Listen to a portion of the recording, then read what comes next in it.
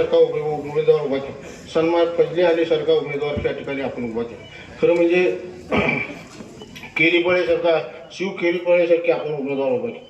दादे पाशा पाटीलकडे उमेदवार त्याची जात म्हणून बघू नका, कारण जात ही शेवटपर्यंत बंधनो ही येत नसते. ज्या वेळा 2005चा महापूर आठवा, अनेक वेळा ह्या तालुक्यामध्ये 4-5 वेळा महापूर आलेला आठवा.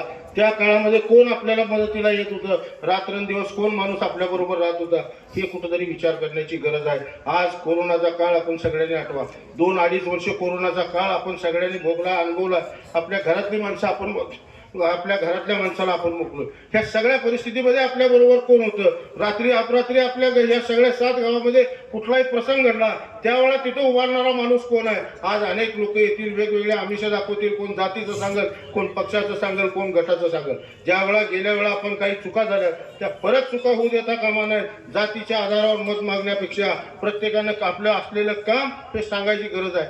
आज दादे पाशासनानं गेल्या 5 वर्षामध्ये अतिशय चांगल्या पद्धतीचं काम ह्या जिल्हा परिषदेच्या माध्यमातून, ह्या जिल्हा पाठीमागच्या जिल्हा परिषदेत जेवढे सदस्य झाले त्या सरस काम हे सगळ्या अर्थानं दादे पाशाच्या माध्यमातून झाले. आज पंचायत समितीचा उमेदवार आहे आपला फजले अलीनं सुद्धा ह्या सगळ्या आपल्या शारपट जमिनीच्या कामामध्ये 250 एकराच्या सगळ्या लोकांचे पैसे घेऊन त्याचं सातत्यानं ज्या पाटबंधारे विभागाकडं त्याचा पाठपुरावा करून या सामान्य माणसाला आधार मिळावा, सामान्य माणसाचे पैसे वाचले पाहिजेत, ही भूमिका घेऊन त्या शारपटीच्या कामामध्ये असेल, सोसायटीच्या कामामध्ये असेल, गावातल्या सामाजिक कामामध्ये असेल, ही सातत्यानं लोकांच्या कामामध्ये राहणारी माणसं आहेत.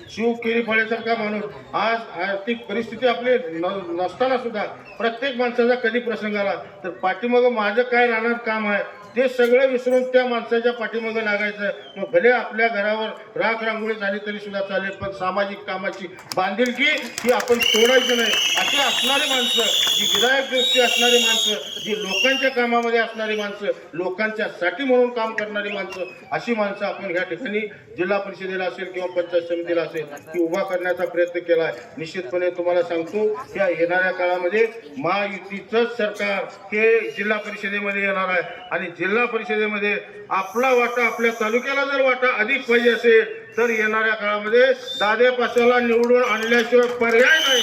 एवढंच आपल्याला ह्या निमित्तानं सांगतो. कोणी काही म्हटलं, जातीपातीच्या पलीकडे जाऊन ह्या तालुक्याला आपण जी उभा करत असताना रायश्री शाहू विकास आघाडी हा एक जातीपातीच्या पलीकडे जाऊन फक्त हे विकास आणि ह्या तालुक्याचा विकास एकच आपण धोरण ठेवून आपण उभा केले.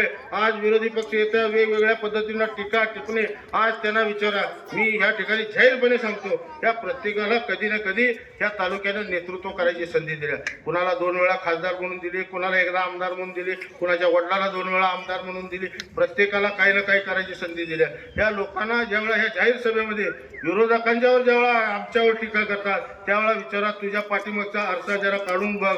त्या काळामध्ये तुम्ही काय काय काम केला हे लोकांसमोर जावा आणि पुढे काय करणार आहे ते सांगा. खऱ्या अर्थाने लोकशाहीला अभिप्राय आपण जे केलेली कामं असतील ती आपण सांगायला पाहिजे, भविष्यात करणारी कामं सांगायला पाहिजे. जे आपल्याकडनं चुका झाल्या ते मान्य करून पुढे त्या चुका होणार नाहीत त्या पद्धतीनं कशा पद्धतीनं प्रगती करू हे सांगितलं पाहिजे आणि खऱ्या अर्थानं लोकशाहीला ह्या निवडणुकीला सामोरं गेलं पाहिजे. हीच भूमिका ठेवून राष्ट्रीय शाहू आघाडी ह्या निवडणुकीमध्ये सामोरं जाते. मला निश्चितपणे आपल्या सगळ्यांच्या एकंदरीत आजची ही सगळी गर्दी बघितल्यानंतर निश्चितपणे विश्वास आहे आदरणीय मुश्रीफ साहेबांचं सारखं नेतृत्व हे आमच्या पाठीमागं आहे आणि आमच्या पाठीमागं मुश्रीफ साहेबांसारखं नेतृत्व आहे. त्यामुळं या तालुक्याला काही कमी पडणार नाही याची निश्चितपणे आपल्याला ग्वाही देतो.